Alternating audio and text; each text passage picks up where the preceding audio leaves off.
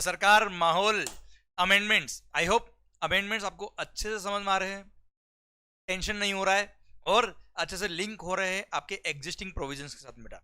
Okay चलिए amendments lecture 2 शुरू करते हैं बच्चों। सरकार नेक्स्ट अमेंडमेंट है टैक्स इनवॉइस चैप्टर को लेके। यस सर, माहौल एकदम जबरदस्त सर। अमेंडमेंट्स ये आपका चैप्टर नंबर 12 जो टैक्स इनवॉइस अपनी बुक में दे रखा है बेटा, उसमें यहाँ पर एक इस पेज पर मैंने एक छोटा सा पॉइंट ऐड किया है बेटा। मैंने तो क्या ऐड किया है भाई, मैं कौन होता हूँ ऐड करने वाला, ऐड तो गवर्नमेंट ने किया है फाइनेंस एक्ट 2020 के थ्रू। एक पावर दे दिया गवर्नमेंट को सर, एक पावर दे दिया गवर्नमेंट को कि वो चाहे तो कुछ गुड्स, कुछ सप्लाईज ऑफ सर्विसेज को या कैटेगरी ऑफ सप्लाईज को नोटिफाई कर सकते हो। नोटिफाई करके बोल सकते हैं कि इन कैटेगरीज ऑफ सप्लाईज के लिए sir time limit to issue the invoice ये रहेगा, मैनर ऑफ इशूइंग इनवॉइस ये रहेगा। क्लियर? तो सर एक पावर दे दिया गवर्नमेंट को एडिशनली, और कोई खास बात नहीं है। सरकार एक प्रोवाइजो ऐड कर दिया, clause a of proviso to rule number 30 section number 31 subsection 2 add किया बेटा। कोई खास बात नहीं, पावर दिया केवल, पढ़ लो ध्यान से। पावर क्या बच्चों?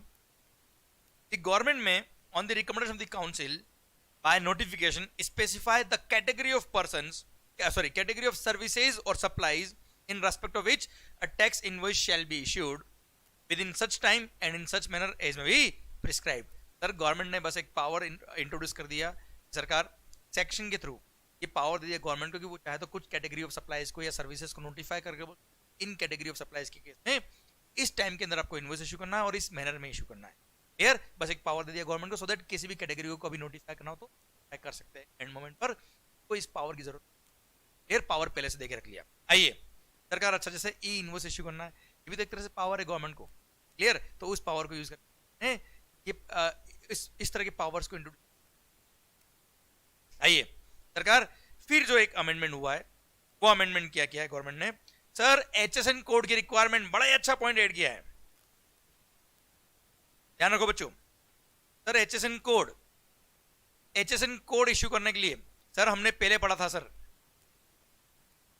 कि अप टू 1.5 करोड़ टर्नओवर है तो एचएसएन की जरूरत नहीं है, 1.5 करोड़ से लेकर 5 करोड़ है तो दो डिजिट, उससे ऊपर है तो 4 डिजिट्स।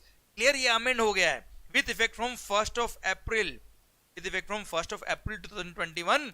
एचएसएन कोड की रिक्वायरमेंट को चेंज कर दिया और बोल दिया कि अगर प्रेसिडिंग फाइनेंशियल ईयर में आपका aggregate turnover was up to ₹5 crore, if it was up to ₹5 crore तो आपको 4 डिजिट एचएसएन कोड लिखना है। मतलब अगर आप जीएसटी में रजिस्टर्ड पर्सन हो एंड भले आपका टर्नओवर 1.5 करोड़ से कम हो, ज्यादा हो, अप टू 5 करोड़ तक का टर्नओवर अगर आपका है तो 4 डिजिट एचएसएन कोड हर पर्सन देगा गुड्स या सर्विसेज के केस। और मोर देन 5 करोड़ अगर आपका प्रीवियस फाइनेंशियल में एग्रीगेट टर्नओवर था then 6 digit HSN code. 6 digit HSN code is required to be mentioned by you and same provisions are applicable in case if you are issuing bill of supply obviously। Clear? बस एक छोटा सा concession है, जैसे ही मैंने आपको बताया कि 4 digit HSN को करना पड़ेगा अगर आपका aggregate turnover up to ₹5 crore है।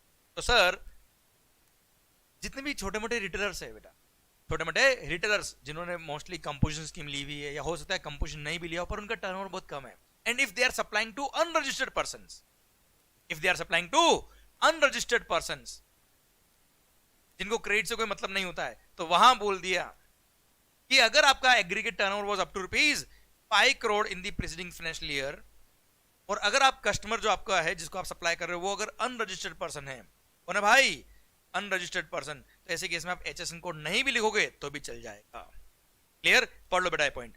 Further it is provided that a registered person whose aggregate turnover in the preceding financial year is up to ₹5 crores may not mention the number of HSN digits, HSN codes, as specified in the table above, in a tax invoice issued by him in respect of supplies made to unregistered। Clear? Unregistered person को अगर आप supply कर रहे हो और अगर आपका previous financial में aggregate turnover was up to ₹5 crore तो आप HSN कोड नहीं भी लिखेंगे चल जाएगा और same provisions are applicable for bill of supply. Clear? Done.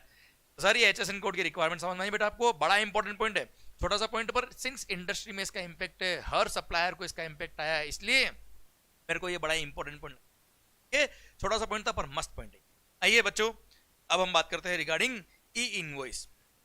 Sir E invoice के प्रोविजंस हमने ऑलरेडी पढ़ लिए थे बेटा, ये एप्लीकेबल हो गए थे पर सर यहां अमेंडमेंट हुआ, बच्चों सुनना ध्यान से। हमने पढ़ा था कि अगर किसी भी प्रेसिडिंग फाइनेंशियल ईयर फ्रॉम 2017-18 मतलब 2017-18 फाइनेंशियल ईयर से लेकर अब तक किसी भी प्रेसिडिंग फाइनेंशियल ईयर में अगर आपका aggregate turnover was more than rupees 500 crore, was more than rupees 500 crore, तो आपको ई इनवॉइस के प्रोविजंस एप्लीकेबल होंगे, जिसको रिड्यूस करके 1 जनवरी 2021 से 100 करोड़ पे ले आते। कहा था बेटा 100 करोड़ विद इफेक्ट फ्रॉम 1 जनवरी 2021, पर उसको फर्दर रिड्यूस कर दिया और ई इनवॉइस के प्रोविजंस उन सारे एसएससी पे अप्लाई कर दिया जिनका भी aggregate turnover during any presiding financial year from 2017-18 onward was exceeding rupees 50 crore. मतलब ई इनवॉइस की के प्रोविजंस की एप्लीकेबिलिटी को बढ़ा दिया और एसएससी बेस को बड़ा करते हुए गवर्नमेंट ने बोल दिया कि अगर किसी भी रजिस्टर्ड पर्सन का 2017-18 ऑनवर्ड्स फाइनेंशियल ईयर में किसी भी फाइनेंशियल ईयर में अगर aggregate turnover exceeding rupees 50 crore था, सब पे ई इनवॉइस के प्रोविजंस एप्लीकेबल हो जाएंगे। क्लियर? तो बस अमेंडमेंट ये हुआ है बेटा कि पहले जो 500 करोड़ की लिमिट थी उसको पहले कम करके 100 करोड़ किया, 100 करोड़ को फर्दर कम करके 50 करोड़ कर दिया, और अभी एप्लीकेबल कितना है 50 करोड़, जो आपको याद रखना पड़ेगा एग्जाम्स। ये अमेंडमेंट हुआ है। देखो मैंने यहां लिखा भी कि aggregate turnover limit reduced from 500 crores to 100 crores with effect from 1st January 21 and which is further reduced to rupees 50 crore with effect from 1st of April 2021। और अल्टीमेटली आपको 50 करोड़ से ऊपर अगर आपका टर्नओवर था किसी भी फाइनेंशियल ईयर में from 2017-18 onwards, then you need to comply with the provisions of e invoice. Clear? बाकी ई इनवॉइस के प्रोविजन नहीं है। माहौल सरकार आइए, डायनामिक क्यूआर कोड सर। अच्छा, ई इनवॉइस के प्रोविजंस एप्लीकेबल थे कब? अगर आपने B2B की सप्लाई करी है या आपने एक्सपोर्ट्स के लिए कोई ट्रांजैक्शन किया है, सप्लाईज मेड, कौन से वाले? B2B, मतलब अगर आप रजिस्टर्ड और कस्टमर भी कौन है? रजिस्टर्ड है, या आपने एक्सपोर्ट्स के लिए कोई बिल इश्यू किया है, तो वहां ई इनवॉइस के प्रोविजन लगेंगे अगर आपका टर्नओवर एक्सीडिंग 50 करोड़ था। अब आ रहा है क्या? QR code, dynamic QR code. Sir इसके लिए प्रोविजन क्या है बेटा? सुनना बच्चों ध्यान से। अगर किसी भी रजिस्टर्ड पर्सन जिसका प्रीवियस फाइनेंशियल ईयर में, सुनो वापस से ध्यान से, इन any of the presiding financial year from 2017-18 onwards, same words, in any of the presiding financial year from 2017-18 onwards, अगर आपका aggregate turnover was exceeding rupees 500 crore, यहां 500 करोड़ ही है बेटा, इसको कम नहीं किया। Clear? Is exceeding rupees 500 crore, तो ऐसे केस में आप जितने भी B2C के बिल इश्यू कर रहे हो, बिजनेस टू कंज्यूमर, मतलब अगर आपके कस्टमर्स अनरजिस्टर्ड पर्सन है, तो जिस अनरजिस्टर्ड कस्टमर को आप बिल इश्यू कर रहे हो उस पर डायनेमिक क्यूआर कोड मेंशन करना कंपलसरी होगा। डायनेमिक क्यूआर कोड क्या होता है? मैं तुम्हें थोड़ा हिंट देता हूं बेटा। जैसे अच्छा, ये B2C के इनवॉइस में लगेगा बेटा। अच्छा ध्यान देना बेटा, डायनेमिक क्यूआर कोड क्या होता है? आजकल आप कई बार देखना, किसी भी शोरूम पे गए हो, किसी भी दुकान पे अगर आप शॉपिंग करने गए हो, तो वहां पर पेटीएम करो, गूगल पे, फोन पे, वहां पे वो स्टैटिक क्यूआर कोड प्रिंटेड वहां पे लगे हुए, पेस्ट किए होते हैं उनके शोरूम पे, स्टिकर लगा होता है, आपने देखा वो स्टिकर वहां पे पेस्ट किया होता है, और आपको वो बोलता है पेमेंट करने के लिए। आप क्या करते हो? गूगल पे या फोन पे जो भी आप एप्लीकेशन ओपन करते हो, क्यूआर कोड को स्कैन करते हो तो दुकान का नाम आ जाता है, आपसे पूछता है अमाउंट कितना है, आपने मान लो 420 रुपए का कुछ परचेज किया, आप हो ही 420 बेटा। क्लियर? तो आपने मान लो 420 रुपए का कुछ परचेज किया जो आपको पेमेंट करना था, आपने 420 वहां टाइप किया, फिर ओके किया, पासवर्ड डाला और पेमेंट हो आया ना। यह है स्टैटिक क्यूआर कोड, तो फिक्स रहता है, वहां पे अमाउंट आपको खुद। अब डायनेमिक क्यूआर कोड में क्या होगा? जिन पर्संस का aggregate turnover in any of the preceding year from 2017-18 onwards was more than rupees 500 crore, उन्हीं के लिए एप्लीकेबल है। If they are making B2C supply, if they are supplying to unregistered persons, तो ऐसे केस में जो भी B2C सप्लाई वो कर रहे हैं उनके इनवॉइसेस को डायनेमिक क्यूआर कोड लिखेंगे। अब डायनेमिक क्यूआर कोड में क्या होगा? कस्टमर जब उस क्यूआर कोड को स्कैन करेगा तो सर उसमें पूरा इनवॉइस लिंक्ड हो रखा है बेटा, आया ना। अब इनवॉइस लिंक्ड है उस डायनेमिक क्यूआर कोड में, सर उस कस्टमर को डायरेक्ट पेमेंट करना है, मतलब उसको अमाउंट की जरूरत नहीं है, ऑटो फिल होके आएगा अमाउंट। मान लो आपने सर इस बार 10,000 रुपए का कुछ परचेज किया है उस दुकान शोरूम से, जिसका एग्रीगेट टर्नओवर 500 करोड़ एक्सीडेड था in the any of the preceding financial year from two. तो ऐसे केस में जब उस क्यूआर कोड को आप स्कैन करेंगे डायरेक्टली, सर आपके बैंक में, आप बैंक के साइट पे ले जाएगा और आपसे पूछेगा कितना आपको जो पासवर्ड वगैरह पूछना हो आपको फिल करने की डायनेमिक मींस हर कस्टमर जब आएगा, किसने होता है 10,000 का 500 का परचेज किया फिर, तो हर एक के लिए क्यूआर कोड अलग होगा, डायनेमिक क्यूआर चेंज होता रहता है, हर इनवॉइस पे चेंज होगा बेटा। Here that dynamic QR code will be unique for each individual customer। समझे मेरी बात? अब वो भले ही जो कस्टमर है वो पेमेंट जो कर रहा है, भले ही वो स्कैन करके किसी इलेक्ट्रॉनिक मोड से पेमेंट कर रहा है या हो सकता है वो कैश से पेमेंट कर रहा है, पर सर उसको डायनेमिक क्यूआर कोड देना पड़ेगा। प्लस सेकंड थिंग, अगर वो किसी और मोड से पेमेंट कर रहा है जैसे कैश पेमेंट, तो cross reference of the payment डालना पड़ेगा उसको इस इनवॉइस पर। भाई इसने मेरे को पेमेंट किया इस मोड से किया, हो सकता है स्टडी क्यूआर कोड से पेमेंट हो सकता है किसी और मोड से पे किया हो, तो लिंक करना पड़ेगा उस पे, cross reference of that payment देना पड़ेगा, तब माना जाएगा कि समझे मेरी बात? इस तरह से ये ऑपरेट होता है। क्लियर? तो मैं रिपीट करता हूं, मैंने प्रोविजन पूरा पढ़ा दिया बेटा। सरकार ये बोल दिया बेटा कि गवर्नमेंट ने बोल दिया कि जो भी रजिस्टर्ड पर्सन जिसका aggregate turnover previous in any of the preceding financial year from 2017-18 onwards, 17-18 से बाद 17-18 से किसी भी फाइनेंशियल ईयर में अगर उसका aggregate turnover was more then rupees 500 crore, तो अगर वो B2C सप्लाई करता है, अनरजिस्टर्ड पर्सन को सप्लाई करता है, तो उसको अपने इनवॉइसेस पर डायनेमिक क्यूआर कोड प्रिंट करके देना पड़ेगा। समझे मेरी बात? पर ये प्रोविजन अप्लाई नहीं होगा in case of following person, इन लोगों के केस में ये प्रोविजन अप्लीकेबल नहीं है। कौन कौन? Insurer, banking company, financial institution including NBFC। Second GTA। Third passenger transport service suppliers, supplier of service by way of admission और exhibition of cinematographic film in multiplex screen, and supplier of OIDR services located in non-taxable territory, the netflix.com। Clear? इन लोगों को ये provision dynamic QR बल नहीं है, बाकी सब बल रहेंगे। क्लियर? डन। अच्छा, cross reference of the payment का बात आपसे कर लिया बेटा, पढ़ लो, भली करना है तो पढ़ लो एक बार। Provided that where such registered person makes a dynamic QR code available to the recipient through a digital display. जैसे मान लो क्या होता है बेटा, जो पॉश मशीन होती है ना बेटा, जिसके थ्रू आप कार्ड से पेमेंट कर, पॉश मशीन पे ही उसने डिस्प्ले कर दिया क्यूआर कोड को, या किसी और डिजिटल डिस्प्ले पे उसने क्यूआर कोड डिस्प्ले कर दिया, जिसको स्कैन करके आपने पेमेंट कर दिया है, किसी भी मोड से आपने पेमेंट, तो पेमेंट का क्रॉस रेफरेंस इनवॉइस पे मेंशन कर देगा, तो ये मान लेंगे कि डायनामिक क्यूआर की रिक्वायरमेंट को। अगर डिजिटल डिस्प्ले के थ्रू उसने डायनामिक क्यूआर कोड कस्टमर को अवेलेबल करवा दिया, then such B2C invoice issued by such registered person containing cross reference of the payment, cross reference of the payment using a dynamic QR code shall be deemed to be having QR code। है ना, cross reference of payment देना पड़ेगा उसको, invoice में मान लेंगे कि QR code की। फर्दर ध्यान रखिएगा बेटा, the government is waived, further ध्यान रखिएगा बेटा।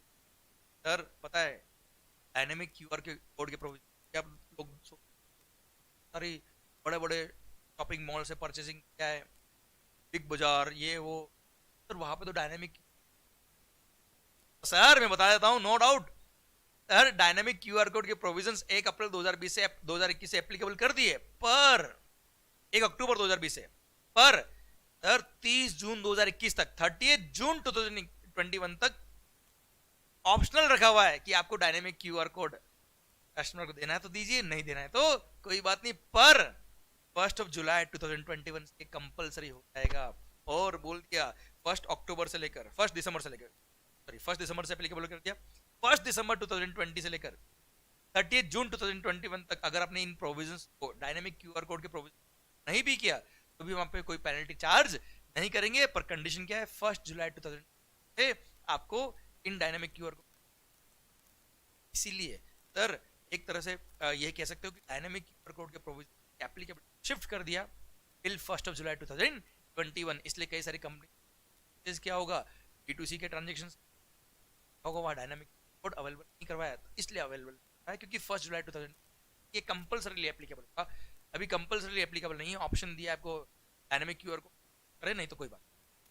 क्लियर? डन। तो पेनल्टी वेव कर दी कुल मिला के 30 जून 2021 तक अगर डायनामिक क्यूआर कोड के प्रोविजन क्लियर? इसी के साथ भारत माता की जय। और जो मैंने आपको समझाया वही मैंने अपने को सिंपल लैंग्वेज में दे रखा है मैंने। क्लियर? ये डायनामिक क्यूआर कोड के प्रोविजन। अब ओके, ये सर तो छोटे से प्रोविजंस में अमेंडमेंट था, छोटा सा अमेंडमेंट था ये अपना इनवॉइस चैप्टर के अंदर। आ गए अब हम कहा, रिटर्न्स अंडर जीएसटी। भाइयों बड़े ही अच्छे प्रोविजंस ऐड हुए इस बार रिटर्न्स अंडर जीएसटी में, जीएसटीआर 1, जीएसटीआर 3 भी बहुत ही शानदार अमेंडमेंट्स हुए बच्चों। थोड़ा सा ब्रीफ मैं आपको दूंगा पहले आगे बढ़ने से पहले। सर रिटर्न्स अंडर जीएसटी इस चैप्टर के अंदर बहुत सारे अमेंडमेंट्स हुए, बहुत सारे तो क्या हुए, बड़ा अच्छी स्कीम ने दी एक quarterly return monthly payment scheme, QRMP,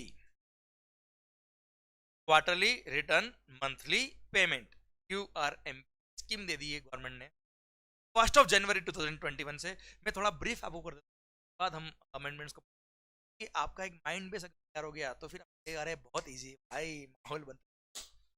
sir QRMP scheme launch कर दी गवर्नमेंट ने 1 जनवरी 2021 से। गवर्नमेंट ने बोल दिया है जिन भी असेसीज का प्रीवियस फाइनेंशियल ईयर में aggregate turnover was up to ₹5 crore, up to ₹5 crore,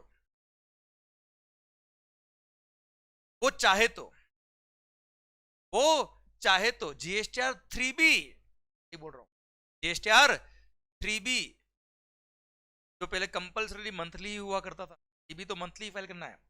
GSTR 1 फिर भी 1.5 करोड़ तक के टर्नओवर वालों को बोल दिया क्वार्टरली फाइल कर सकते हैं। तो मैं बात कर रहा हूँ 3B की अभी।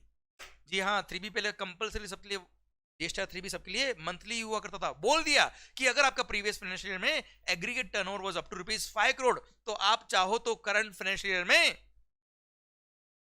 सर जीएसटीआर 3B को क्वार्टरली फाइल करने का ऑप्शन ले सकते हो। क्वार्टरली, हाँ जी, आप जीएसटीआर 3B को क्वार्टरली फाइल करने का ऑप्शन ले सकते हो। और अगर जिसने जीएसटीआर 3B को क्वार्टरली फाइल करने का ऑप्शन लिया है उसके लिए जीएसटीआर 1 भी क्वार्टरली ही रहेगा।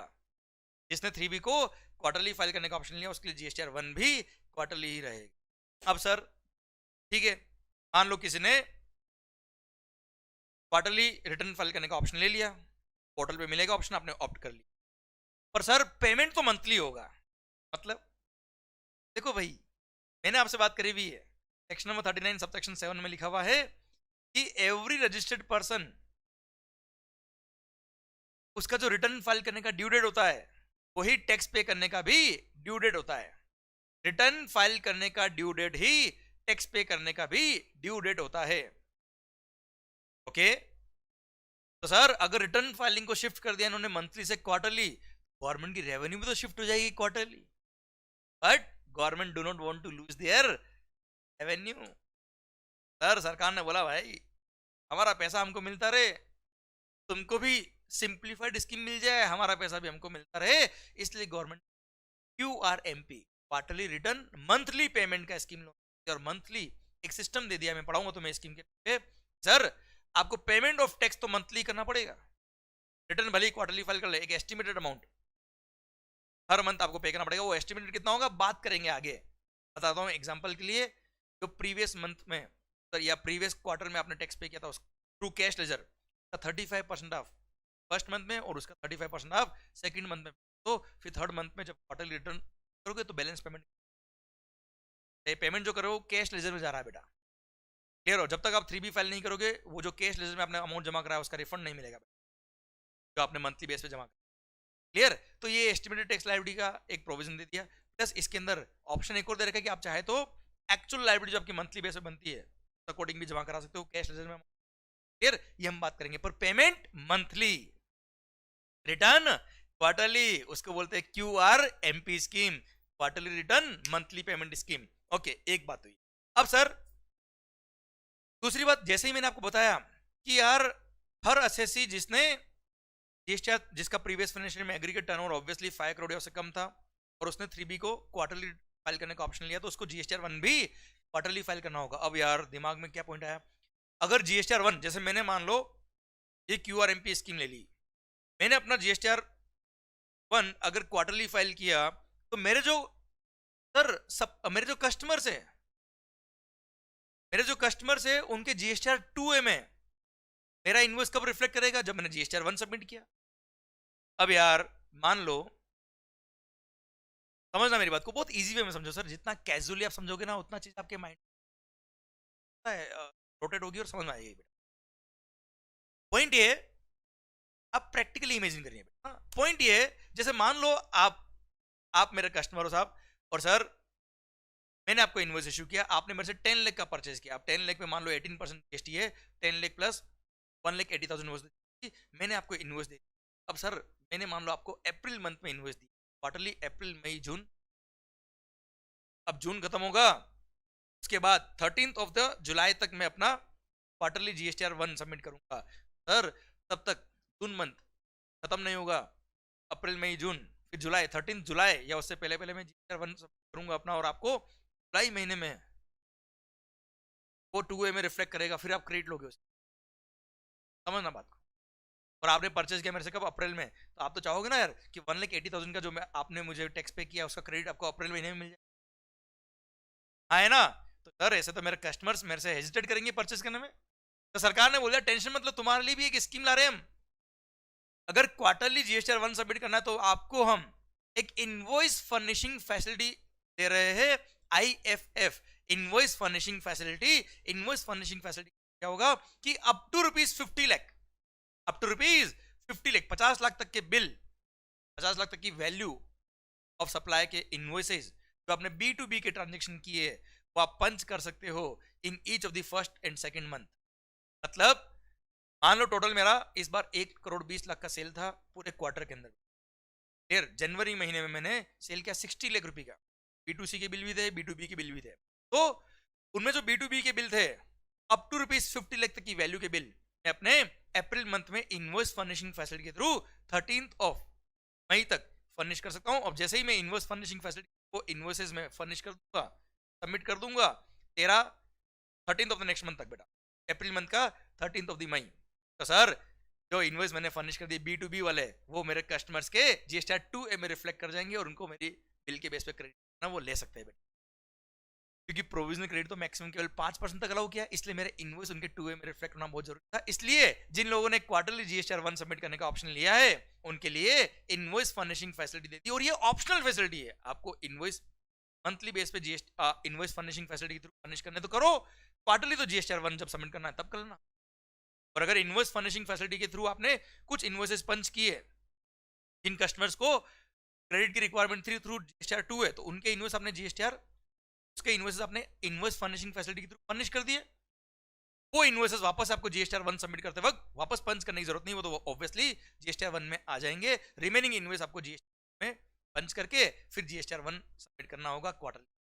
आई होप ये पूरा सिस्टम आपको समझ में आ गया। ये QRMP scheme, quarterly return monthly payment scheme, शायद ये मैंने जो 10 मिनट लास्ट के जो भी टाइम लगा समझाया है, शायद पूरे स्कीम का ओवरव्यू आपको समझ के। अब इस स्कीम की वजह से जहां जहां अमेंडमेंट हुए, जहां जहां चेंजेस हुए, सर हम सब कुछ पढ़ लेते बेटा, डिटेल के अंदर पढ़ेंगे के। पर हाँ मेनली मेजरली जो मैंने आपको समझाया है ये बस, जो भी मैं बातें करने वाला हूँ इसके चलने। आइए सरकार, सबसे पहला जो जीएसटीआर 1 में अमेंडमेंट हुआ है वो ये हुआ है, due date of furnishing GSTR 1 normally 10th of the next month होती बेटा, पर इसको एक्सटेंड करके कितना कर दिया है, 11th कर दिया, 11th of the next month. Sir पर किन के लिए? जो भी मंथली जो भी जीएसटीआर 1 सबमिट करेंगे उनके लिए 11th of the next month is the due date. Exams के लिए भी आपको 11th ही फिक्स हो गई है। प्लस जिन्होंने भी क्वार्टरली जीएसटीआर 1 सबमिट करने वाला ऑप्शन लिया हुआ है, जिनका भी एग्रीगेट टर्नओवर प्रीवियस फाइनेंशियल में 5 करोड़ या उससे कम था, एंड जिन लोगों ने 3B क्वार्टरली फाइल करने का ऑप्शन लिया उनको 1B फाइल करना होगा, और उनके लिए ड्यू डेट जो है वो 13th है। 13th सर 13th मतलब क्वार्टर खत्म होगा और जो 13th of the next month आएगा, जैसे अप्रैल मई जून के बाद 13th July is the due date for furnishing GSTR 1 for the quarter April to June. Okay clear, done. सरकार ये 1 जनवरी 2021 ओके फर्दर बोल दिया है कि क्वार्टरली जीएसटीआर 1 सबमिट करोगे तो जो फर्स्ट और सेकंड मंथ होंगे, first and second month of the quarter, उसके लिए आपको इनवॉइस फर्निशिंग फैसिलिटी दी गई है। वो इनवॉइस फर्निशिंग फैसिलिटी के थ्रू जो आपको इनवॉइसेस B2B वाले रजिस्टर्ड पर्सन जो आपके कस्टमर्स हैं के लिए अगर आपको कुछ फर्निश करना है तो up to value of ₹50 lakh per month तो फर्स्ट मंथ में भी अप टू ₹50 तक के इनवॉइसेस आप पंच कर सकते हो, सेकंड मंथ में भी अप टू ₹50 तक के B2B वाले इनवॉइसेस को through invoice furnishing facility, so that customer के GSTR 2A में वो रिफ्लेक्ट कर जाए इनवॉइसेस और उनको क्रेडिट टाइमली मिल पाए। क्लियर? और उसका भी ड्यू डेट क्या होगा बेटा? 13th, मतलब 13th of the next month is the due date for furnishing invoices in invoice furnishing facility. अगर आपने 13th तक इनवॉइस फर्निशिंग फैसिलिटी में कोई इनवॉइस फर्निश नहीं किए तो सर उसके बाद जो भी इनवॉइस आप फर्निश करोगे वो अगले महीने के जो इनवॉइस फर्निशिंग फैसिलिटी होगी उसमें माना जाएगा, उसमें क्लियर? जैसे अप्रैल मंथ का कोई इनवॉइस था, आपको टाइम दिया है क्या? 1 मई से लेकर अप्रैल मंथ की बात करो, अगर आपने MP स्कीम अप्रैल मंथ का इनवॉइस 1 मई से लेकर 13 मई तक आप अपलोड कर सकते हो, B2B वाले आप फर्निश कर सकते हो इन इनवॉइस फर्निशिंग फैसिलिटी, B2B वाले इनवॉइस अप टू ₹50 लाख। अगर कोई इनवॉइस आपने पंच नहीं किया, B2B का था और आपने 14 मई को पंच किया, सर मई महीने का जो इनवॉइस फर्निशिंग फैसिलिटी होगा जो 13th ऑफ जून तक फर्निश करना है वो मई मंथ में काउंट होगा और कस्टमर को फिर मई महीने में क्रेडिट मिलेगी, बट अप्रैल महीने में नहीं मिलेगी। क्लियर? तो ड्यू डेट तक फाइल करना कंपल्सरी है। तो up to a cumulative value of ₹50 lakh in each of the month आप फर्स्ट और सेकंड मंथ में इनवॉइस फर्निशिंग करके कर सकते हो, पर केवल आपके कस्टमर्स अगर रजिस्टर्ड पर्सन है तो। कस्टमर अगर अनरजिस्टर्ड है तो उनको वैसे भी क्रेडिट चाहिए ही नहीं बेटा, तो क्यों फालतू आप इनवॉइस फर्निशिंग फैसिलिटी में पंच करोगे? इसलिए रजिस्टर्ड पर्सन को आपने जो बेचा है उनके लिए ऑब्वियसली, और उसकी भी ड्यू डेट क्या है बेटा? 13th ऑफ द नेक्स्ट, समझे? तो GSTR 1 की भी 13th हो गई और IAFF फैसिलिटी के लिए भी 13th of the next month is the due date for respective first and second. माहौल सरकार, एक बात तो ये होगी, ओके सर, और जो इनवॉइसेस आपने फर्निश कर दिए इन इनवॉइस फर्निशिंग फैसिलिटी वो वापस से आपको GSTR 1 में जरूरत नहीं, तो डबल डुप्लीकेशन तो करेंगे। ठीक है सर? अब एक और पॉइंट जो ऐड हुआ, बड़ा अच्छा पॉइंट ऐड हुआ है, बहुत ही शानदार पॉइंट ऐड हुआ है। देखो बच्चों, समझो इंडिया में जो गेम चल रहा है बेटा बोगस बिल का, उसमें क्या होता है, जो सबसे बड़ी दिक्कत गवर्नमेंट को आ रही थी वो ये आ रही थी कि असेसी अपने GSTR 1 तो सब या अभी इनवॉइस फर्निशिंग फैसिलिटी तो इनवॉइसेस फर्निश कर देगा, GSTR 1 सबमिट कर देगा, कस्टमर के 2A में चली जाएगी और कस्टमर अपना क्रेडिट ले लेगा, पर इधर से भाई साहब अपने 3B फाइल नहीं कर।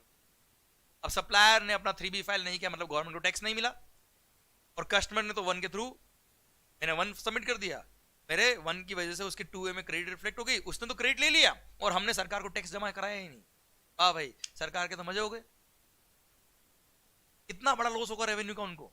इसलिए एक बड़ा अच्छा प्रोविजन यहां इंसर्ट कर दिया गवर्नमेंट ने और बोल दिया कि सर बार बेवड़ो, वो बार नहीं, हाँ बार ऑन फाइलिंग ऑफ GSTR 1 और यूजिंग इन,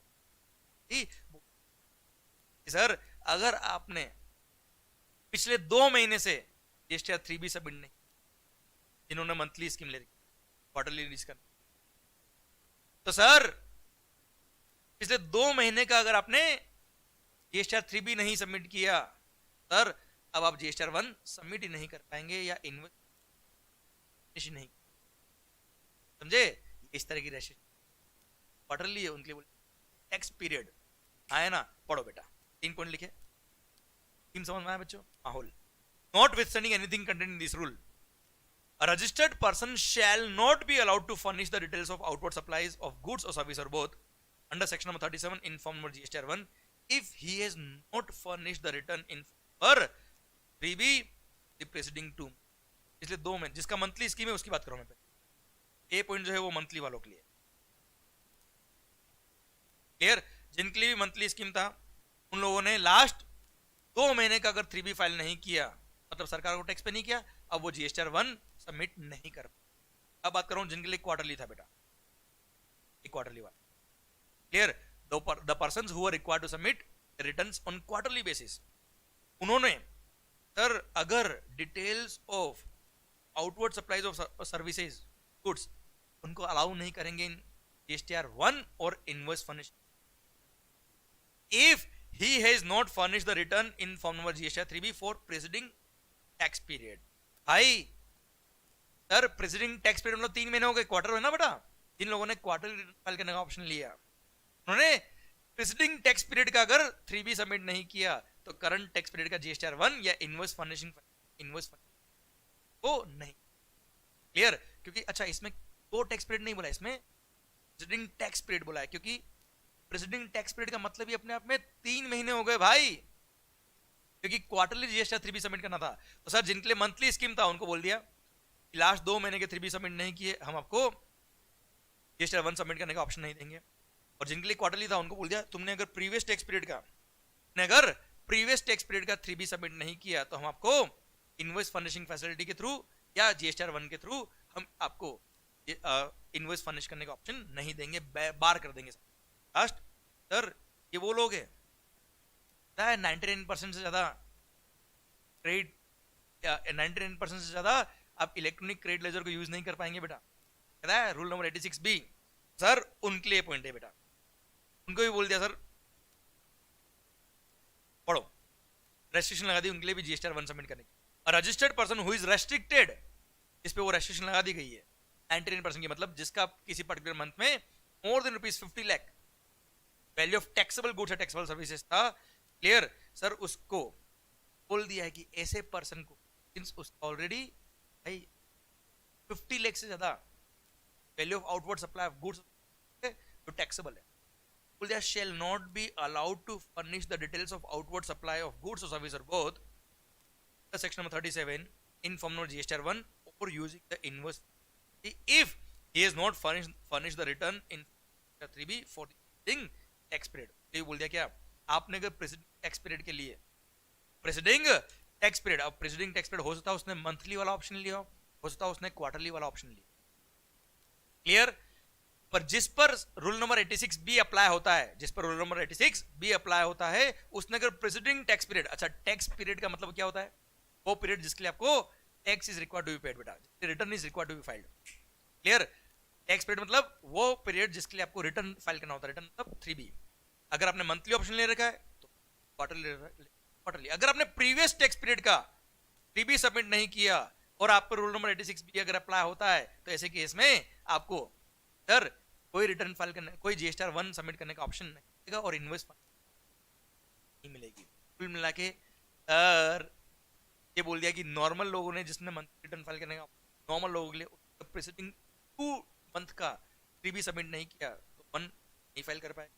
उसने क्वार्टरली वाला ऑप्शन ले रखा है, इसको बोल दिया प्रीसीडिंग टैक्स पीरियड का अगर आपने 3B फाइल नहीं किया तो 1 सबमिट या IFF किया जाएगा।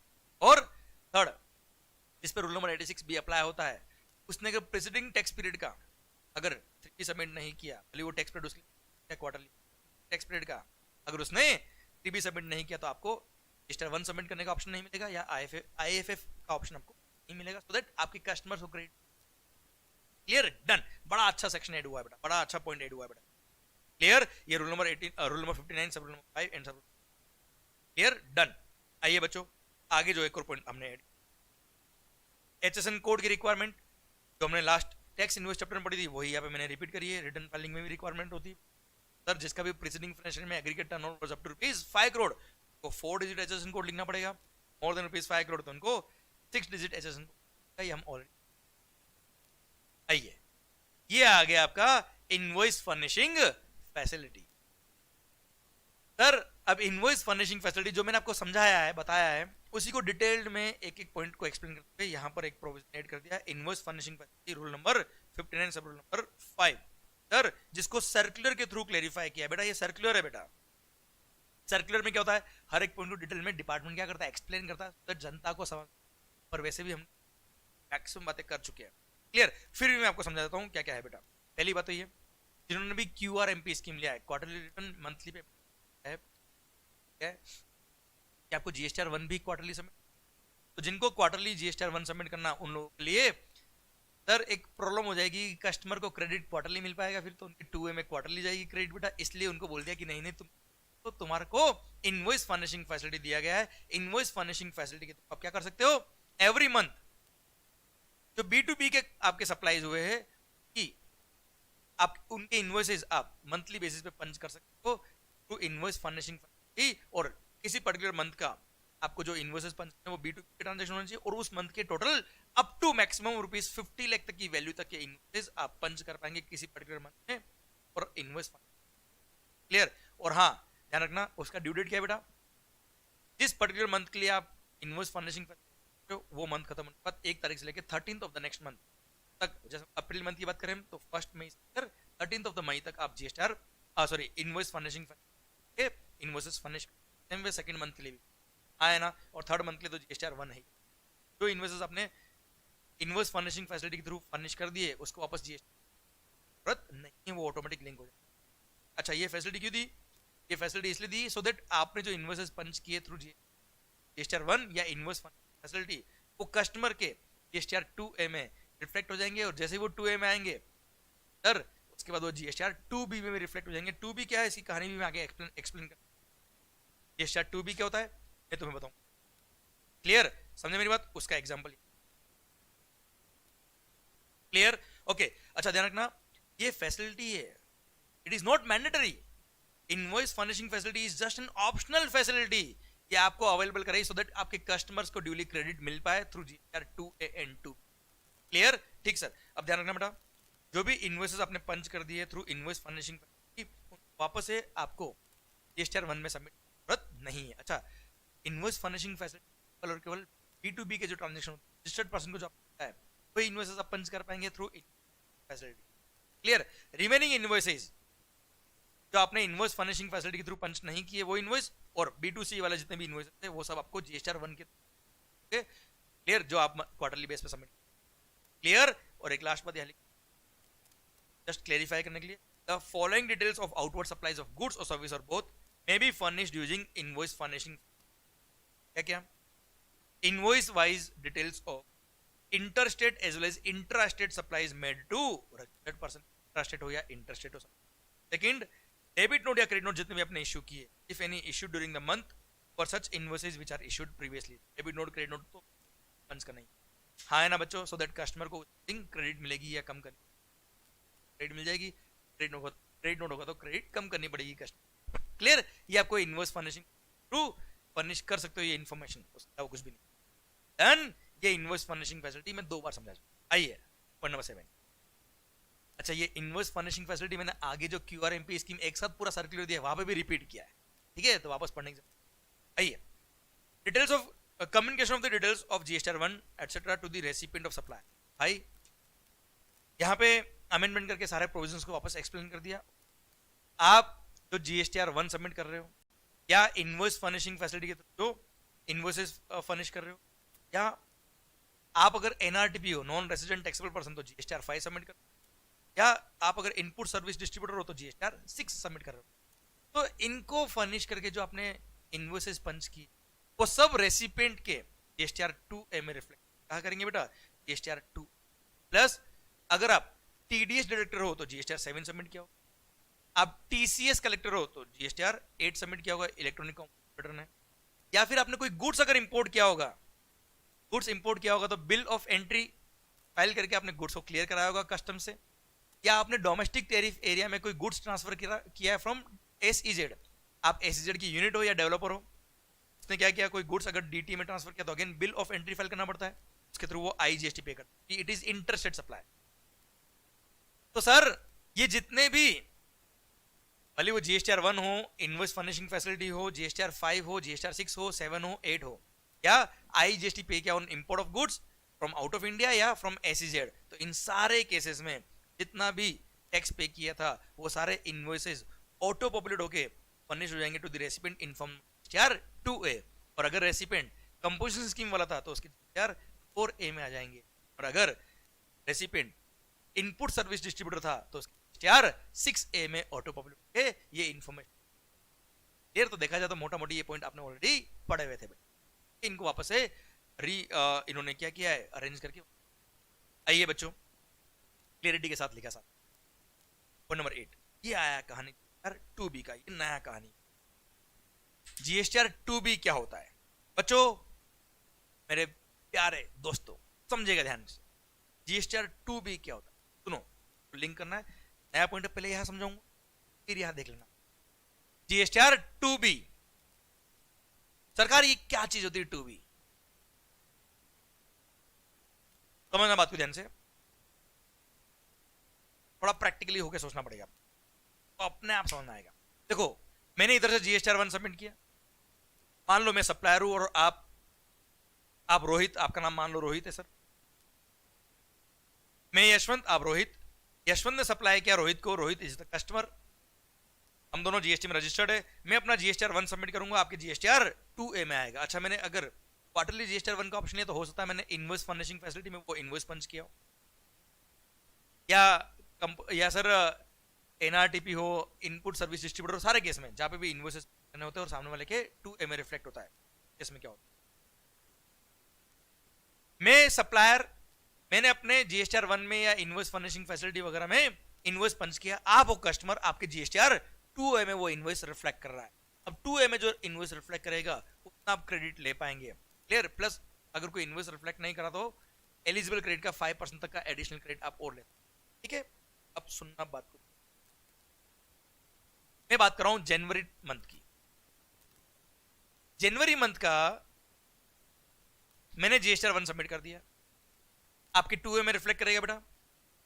अब आप जब जनवरी मंथ का रेसिपेंट, मिस्टर रोहित की बात कर रहा हूं मैं, रोहित जब जीएसटीआर 2A देखेगा तो उसमें वो क्रेडिट उसको रिफ्लेक्ट कर रही है, तो वो 3B सबमिट करेगा बेटा। जनवरी मंथ का जीएसटीआर 3B रोहित कब सबमिट करेगा बेटा? 20 फरवरी को। रहा है ना होशियारी भाई। जनवरी मंथ का जीएसटीआर 3B रोहित कब सबमिट करेगा? 20 फरवरी को। 20 फरवरी उससे पहले बेटा, मैं मानता हूं 20 फरवरी को ही सबमिट कर रहा है जब लास्ट डेट होती है। अब यार मेरे को एक चीज बताओ, मैंने मान लो कोई इनवॉइस था रोहित के नाम का, वो मैंने फर्निश नहीं किया मेरे जीएसटीआर 1 में, नहीं किया मैंने कब फर्निश किया? मार्च मंथ में। मार्च मंथ में मतलब मैंने जनवरी मंथ में भूल गया भाई, वो बिल भी पंच करना था, रह गया मेरे से, और मैंने मार्च में रोहित का वो बिल जो पेंडिंग था मेरी तरफ से, वो मैंने मार्च मंथ में जाके पंच किया मेरे जीएसटीआर 1 में, और रोहित के जीएसटीआर 2 में पता है उस इनवॉइस में लिखा होता है date of issue of invoice, और मैं लिखूंगा उसमें जनवरी मंथ की, तो रोहित के जीएसटीआर 2A में वो इनवॉइस रिफ्लेक्ट करेगा in the month of January. January month के 2A में रिफ्लेक्ट करेगा वो इनवॉइस। समझना 2 मिनट के लिए बात को। पर मैंने वो इनवॉइस कब फर्निश किया? मार्च मंथ में। मार्च मंथ का जब मैं जीएसटीआर 1 सबमिट कर रहा था, मान लो 10 अप्रैल को, तो 10 अप्रैल को जब मैंने जीएसटीआर 1 सबमिट किया मैंने मार्च महीने का, तब मैंने उसमें पंच किया रोहित का ये बिल था साहब, ये बताओ 20 फरवरी को, 20 फरवरी को होगा अपना जी, तो वो मेरा इनवॉइस जो उसके 2A में उस टाइम रिफ्लेक्ट कर ही नहीं रहा, क्या उसका वो क्रेडिट ले सकता? नहीं ले सकता ना बेटा, और ले ली उसने तो क्रेडिट। उसका टोटल सारे परचेजेस का क्रेडिट था मान लो 2 लाख रुपए, और मेरा जो बिल था उसका क्रेडिट था 10 लाख रुपए।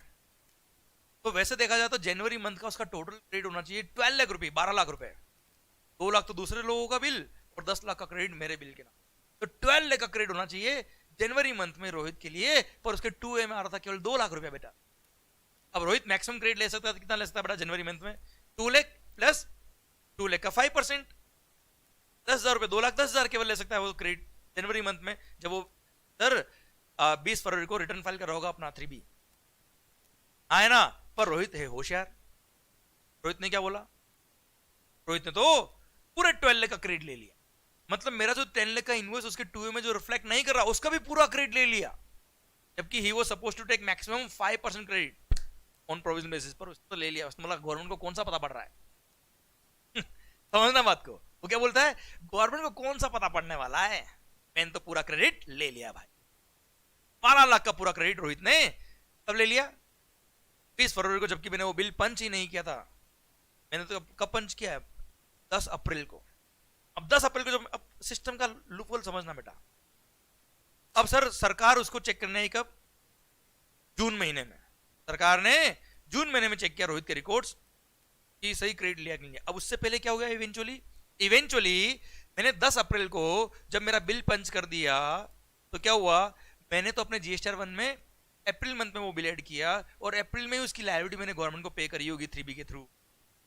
पर होता क्या सिस्टम के अंदर, सॉफ्टवेयर में, भले ही मैंने अप्रैल में वो बिल पंच किया है, पर सिंस वो बिल था जनवरी मंथ का, amendment of prior period item में मैंने वो डाल के वो बिल पंच कर दिया, पर रोहित के जीएसटीआर 2A में वो जाएगा जनवरी मंथ के 2A में जाएगा, अप्रैल मंथ के 2A में नहीं आएगा, मार्च मंथ के 2A में नहीं आएगा, क्योंकि मैंने मार्च का रिटर्न मार्च का जीएसटीआर 1 मैंने अप्रैल में फाइल किया बेटा, तो उसके मार्च के 2A में नहीं आएगा, ये कहा आएगा जनवरी मंथ के 2A में ही रिफ्लेक्ट करेगा। समझना बात को, क्योंकि वो बिल तो जनवरी मंथ का था ना यार, तो रोहित के जनवरी मंथ के जीएसटीआर 2A में वो बिल रिफ्लेक्ट करेगा कि हाँ यशवंत ने वो 10 लाख का जो बिल था, 10 लाख का जो क्रेडिट था वो आ गया सब रोहित के जीएसटीआर 2A में। पर आप मुझे बताओ एक्चुअली वो क्रेडिट आया कब था? 10 अप्रैल को आया था। पर अब जब डिपार्टमेंट जून महीने में रोहित के रिकॉर्ड्स चेक कर रहा है, तो रोहित के रिकॉर्ड्स में तो ऑन रिकॉर्ड क्या दिखेगा, हाँ साहब जनवरी मंथ में 10 लाख का भी क्रेडिट आया हुआ रोहित यशवंत वाला, और अदर 2 लाख के क्रेडिट 12 लाख के क्रेडिट आया हुआ है, और जनवरी मंथ की जब उसने रिटर्न फाइल करी थी जीएसटीआर 3B उसने 12 लाख का क्रेडिट लिया। कोई गलत किया क्या? बिल्कुल सही। अब आप मुझे बताओ गवर्नमेंट को तो पता ही नहीं पड़ा कि रोहित ने वो इनएलिजिबल क्रेडिट जो 10 लाख की थी, जो उसको फरवरी मंथ में मिलना ही नहीं चाहिए, उसने ले ली बेटा, आया ना, क्योंकि मैक्सिमम क्रेडिट जो प्रोविजन बेस पर अलाउड है वो 5% ऑफ द एलिजिबल क्रेडिट ही अलाउड है। Then how the government will track कि यार हर एसएससी के केस में ऐसे ही होगा, हर एसएससी पूरा क्रेडिट लेगा, 5% तो छोड़ो 100% ले लेगा क्रेडिट, जो भी बिल का उसको क्रेडिट मिलता है 2A में आए ना आए वो क्रेडिट ले लेगा, क्योंकि उसको पता है कौन सा गवर्नमेंट रोज चेक कर रही है। जब गवर्नमेंट आएगी तो बाद में आएगी, तब तक तो वो सप्लायर अपना 1 फाइल कर ही देगा, भूल भी गया तो मैं उसको फोन करके बोल दूंगा अगले महीने में, नहीं तो उसके नेक्स्ट मंथ में फाइल तो कर ही देगा ना यार, मेरा तो जनवरी मंथ में रिफ्लेक्ट करेगा वो, और मैं तो क्रेडिट ले लेता हूँ, सरकार जब आएगी तब तक तो 2A में ऑलरेडी आ जाएगा, उनको क्या पता पड़ेगा। इसलिए गवर्नमेंट लेके आई 2B, क्या लेके आई? GSTR 2B। बोल दिया चोर हम उनके है, what you can not do directly you can never do indirectly, और गवर्नमेंट ने बोल दिया दिमाग खराब मत करना मंगल, माहौल हो जाएगा। और सर 2B इन्होंने लॉन्च कर दिया, और 2B क्या होता है तुम्हें समझना है, उससे पहले 2A का एक छोटा सा प्रोविजन गवर्नमेंट ने सर्कुलर देके क्लेरिफाई किया हुआ है कि being GSTR 2A being a dynamic document, क्योंकि देखो भले ही अप्रैल महीने में आपने जीएसटीआर 1 सबमिट किया था मैंने, पर रोहित के तो जनवरी मंथ के ही 2A में वो रिफ्लेक्ट कर रहा है, इट्स अ डायनेमिक डॉक्यूमेंट, बाद में इनवॉइस ऐड होते जाएंगे पर जनवरी मंथ में रिफ्लेक्ट होंगे। 2A being a dynamic document, तो क्या वो डेडलाइन होनी चाहिए जिस दिन तक के invoices will be eligible to be availed as credit for the month of January itself. Sir government ने सर्कुलर के थ्रू क्लेरिफाई किया था, जो सर्कुलर मैंने आपको लेक्चर में पढ़ाया हुआ है उसमें बोला हुआ है जो जीएसटीआर 1 फाइल करने का ड्यू डेट होता है, जैसे जीएसटीआर 1 सबमिट करने का ड्यू डेट क्या है 11th है, तो उसके नेक्स्ट डे 12th, जनवरी मंथ की बात करूं तो 12th ऑफ फरवरी तक, 12th ऑफ फरवरी को हम automated system generated GSTR 2B generate कर देंगे, और वहां पे हम लिख देंगे, उसमें मेंशन कर देंगे कि आपके 11th ऑफ फरवरी तक इतने इतने इनवॉइसेस आपके 2A में आ गए थे यार। अब सर 2B के अंदर क्या इंफॉर्मेशन होगी बेटा, जीएसटीआर 2B के अंदर ये इंफॉर्मेशन होगी कि किसी पर्टिकुलर मंथ के अंदर आपके 2A में कितने credit due date of filing GSTR 1 of that particular month आ गए थे। मतलब जनवरी मंथ की मैं बात करूं तो 11th फरवरी मान लो ड्यू डेट है, और अभी जैसे क्वार्टरली भी हो गया तो, और इनवॉइस फर्निशिंग फैसिलिटी का ड्यू डेट क्या है 13th है, तो 13 जनवरी मान लो आप, whichever is later, due date of furnishing GSTR 1 और due date of furnishing invoice furnishing facility whichever is later, मतलब 13th ऑफ जनवरी मान लो इस पर्टिकुलर केस में अभी करंट अमेंडमेंट के बाद। तो सर सरकार ने क्या बोल दिया, जनवरी मंथ की मैं बात करूं आपसे तो 13th ऑफ फरवरी तक जितने भी इनवॉइसेस आपके 2A में आ गए होंगे वो जनवरी मंथ के लिए एलिजिबल क्रेडिट के लिए एलिजिबल रहेंगे, और वो इनवॉइसेस आपके 2B के अंदर हम लॉक कर देंगे। मतलब सर 13 फरवरी तक जितने भी इनवॉइसेस आपके 2A में आ चुके होंगे वो सब ऑटोमेटिक गवर्नमेंट लिंक कर देगा इन जीएसटीआर 2B, और 2B के अंदर जैसे 2 लाख का क्रेडिट था इस मेरे एग्जांपल के अंदर रोहित वाले केस में, तो रोहित के लिए 2 लाख का अमाउंट दिखेगा जीएसटीआर 2B में फॉर द मंथ ऑफ जनवरी। अब भले ही अप्रैल मंथ में जब मैंने 10 अप्रैल को वो मेरा इनवॉइस जो पेंडिंग था वो पंच किया और रोहित के जीएसटीआर 2A में वो रिफ्लेक्ट करा जनवरी मंथ में ही, पर सिंस वो 2B के अंदर दिख रहा है कि 2 लाख का क्रेडिट ही अवेलेबल था यस रोहित के पास आया ना, तो मैक्सिमम क्रेडिट जो रोहित ले सकते हैं फॉर द मंथ ऑफ जनवरी वो 2 लाख प्लस 5% ऑफ 2 लाख अगर एलिजिबल। है ना, उतना ही ले पाएंगे और 2B से गवर्नमेंट कंट्रोल करेगा। अगर इससे ज्यादा आपने क्रेडिट लिया तो हम बैंड बजा देंगे, समझे समझे। और सर अब बाद में भली वो मैंने जीएसटीआर 1 सबमिट करके वो 10 लाख का इनवॉइस रोहित के 2A में आ गया था जनवरी मंथ में। अब रोहित जो क्रेडिट ले पाएगा वो मार्च मंथ या उसके बाद ही ले पाएगा उस 10 लाख के इनवॉइस का, उससे पहले नहीं ले पाएगा, समझे आप मेरी बात। तो 2B कंट्रोल कर लेगा। 2B क्या करेगा, 2B लॉक कर देगा फिगर को। कौन से फिगर को लॉक करेगा बेटा, वो सारे इनवॉइसेस जो आपके जीएसटीआर 2A में रिफ्लेक्ट कर रहे हैं as on the last date of due date of filing GSTR 1 और invoice furnishing facility ever is later, समझे। और उसके नेक्स्ट डे ऑटो पब्लिश होकर जीएसटीआर 2B आ जाएगा जनरेट होके बेटा। ये उतना ही मैक्सिमम इनवॉइसेस आपके 2A में रिफ्लेक्ट कर रहे थे as on the due date of filing 2A, as on the due date of filing GSTR 1 या इनवॉइस फर्निशिंग। तो उतने ही इनवॉइसेस का मैक्सिमम हम क्रेडिट ले पाएंगे उसमें, प्लस उसका 5% और ले पाएंगे जो प्रोविजनल क्रेडिट का हमने 36 और में, समझे मेरी बात। डन। ये इनवॉइस फर्निशिंग फैसिलिटी का एक लिंक था यहाँ पे पॉइंट में जीएसटीआर 2B, शायद बहुत शिद्दत से समझ में आया। माहौल पक्का बच्चों, डन। समझ में आई बात आपको ये। अच्छा अब मान लो किसी ने जीएसटीआर 1 लेट सबमिट किया, मैं जनवरी मंथ की बात कर रहा हूं, जनवरी मंथ का ड्यू डेट है मान लो 11th ऑफ फरवरी। किसने जीएसटीआर 1 लेट सबमिट किया भाई, 12 तारीख को सबमिट किया, पर कस्टमर के 2A में तो रिफ्लेक्ट नहीं हुआ था बेटा 11 तारीख तक। तो 11 तारीख की रात तक जितने इनवॉइस आए वो लॉक हो जाएंगे जीएसटीआर 2B के अंदर, तो 12 तारीख को फर्निश हो जाएगा, है ना।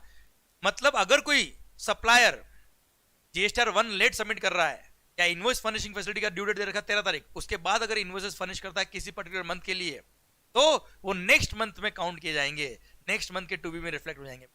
मैंने आपको एग्जांपल दिया अप्रैल का, एग्जांपल में फरवरी का ले सकता हूं बेटा। जनवरी मंथ का ड्यू डेट था जीएसटीआर 1 सबमिट करने का 11th, क्लियर। और इनवॉइस फर्निशिंग फैसिलिटी का ड्यू डेट था क्या 13th, तो 11th और 13th which ever is letter 13th, तो 13th February will be the date जब तक के इनवॉइसेस जितने भी आ चुके होंगे उसके 2A में उतने लॉक हो जाएंगे इन 2। अब मान लो किसने इनवॉइस फर्निशिंग फैसिलिटी के थ्रू इनवॉइस फर्निश करने में लेट हो गया और उसने 15th ऑफ फरवरी को जनवरी मंथ का इनवॉइस फर्निश किया, अब जनवरी मंथ का 2B तो लॉक हो गया बेटा। अब वो 2A में भले रिफ्लेक्ट करेगा पर बाद में रिफ्लेक्ट करेगा, पर 2B के अंदर वो इनवॉइस कब आएगा बेटा, अगले महीने में, फरवरी महीने में आ जाएगा, आया ना। तो ऐसे जब जब आप इनवॉइस लेट पंच करते जाएंगे तो जिस पीरियड का रिलेवेंट आपने इनवॉइस पंच किया है उस पीरियड के रेस्पेक्टिव मंथ में वो 2B में ब्लॉक होता जाएगा और 2B में रेस्पेक्टिव मंथ रेट आएगी उतने आप, आया ना बच्चों। ये पूरा समझाएगा, क्लियर, डन। समझे आप मेरी बात। माहौल सरकार माहौल, ठीक है सर, ओके ठीक है। ये मैंने पूरा कहानी आपको 2B का समझा दिया, क्लियर बच्चों। ये जीएसटीआर 2B पूरी पिक्चर शायद क्लियर आपको बेटा, ओके डन। सारे पॉइंट भी हमने कवर कर लिए, हमने सारे पॉइंट बात, ओके। तो सर ये था आपका 2B का कहानी पूरा, शायद बहुत अच्छे से माहौल हो गया एकदम जबरदस्त। आइए बच्चों अब आइए रिटर्न्स का जो मैंने एक चार्ट दे रखा था आपको आपकी बुक चार्ट में, जहां जहां अमेंडमेंट हुए जीएसटीआर 1 का मैं ऑलरेडी पढ़ा चुका हूं, ये समरी दे रखी बेटा वापस से। जिसने भी प्रीवियस फाइनेंशियल में टर्नओवर 5 करोड़ या उससे कम था और जिसने 3B क्वार्टरली फाइल करने का ऑप्शन लिया, जीएसटीआर 1 भी क्वार्टरली फाइल करना पड़ेगा 13th of the next month तक, clear sir. And other registered person को मंथली फाइल करना पड़ेगा 11th of the next month तक। अच्छा, इन 6 कैटेगरी ऑफ पर्संस को जीएसटीआर 1 सबमिट करने की जरूरत ही नहीं है, वो ऑलरेडी जो पहले 6 लोग 6 लोग अभी, ठीक है। ये 3B के बाद आ गई बेटा रजिस्टर्ड पर्सन जिसका aggregate turnover was up to ₹5 crore in the preceding financial year and जिसने ऑप्ट किया है 3B फाइल करने के लिए क्वार्टरली, उसको क्वार्टरली सबमिट करना है 3B। और एक्चुअली 3B फाइल करने का ड्यू डेट होता है 20 तारीख ऑफ द नेक्स्ट मंथ पर। अच्छा एक बार पहले तो मैं समझाता हूं, अदर रजिस्टर्ड पर्सन के लिए क्या है, मंथली होगा रजिस्टर 3B और 20th of the next month ही ड्यू डेट है बेटा, क्लियर, ओके। जिन्होंने या तो क्वार्टरली ऑप्शन था और क्वार्टरली ऑप्ट नहीं किया, सेकंड जिनका टर्नओवर 5 करोड़ से अबव था, सब लोगों को मंथली ही जीएसटीआर 3B सबमिट करना है 20th of the next month. पर जिन लोगों ने क्वार्टर वाला ऑप्शन था और उन्होंने अगर क्वार्टरली ऑप्शन लिया, उन लोगों के लिए due date of filing GSTR 3B क्या होगा बेटा, 22nd या 24th day of the next, मतलब क्वार्टरली सबमिट किया इन्होंने। कुछ स्टेट्स में अब गवर्नमेंट ने क्या किया, नोटिफिकेशन देके स्टेट्स वाइज, राज्यों वाइज अलग अलग स्टेट्स में अलग अलग डेट दे दी। कुछ स्टेट्स में तो 22nd of the next month दी और कुछ स्टेट्स में 24th of the next month is the due date of filing GST 3B दी। पर मेरे हिसाब से एग्जामिनेशन के लिए हर वो स्टेट याद करने की जरूरत नहीं है, हर वो स्टेट का नाम याद होगा भी नहीं बेटा आपसे, इसलिए मैंने यहाँ लिखा है for examination purpose 20th day of the next month ही आप याद रखिएगा, सफिशिएंट है बेटा। तो सर GST 3B भले क्वार्टरली हो या भले मंथली, एग्जामिनेशन पर्पज के लिए आप 20th of the next day याद रखिएगा। क्लियर? वैसे मैंने आपको पढ़ा दिया है, अभी एक्सेप्शनली कुछ एग्जाम में इस तरह का पॉइंट आ जाए तो ध्यान रखिएगा 22nd और 24th of the next day depending on state to state जो गवर्नमेंट ने नोटिफाई किए बेटा। क्लियर? जिनके लिए क्वार्टरली है, जिनके मंथली उनके तो 20th of the next month ही ड्यू डेट है।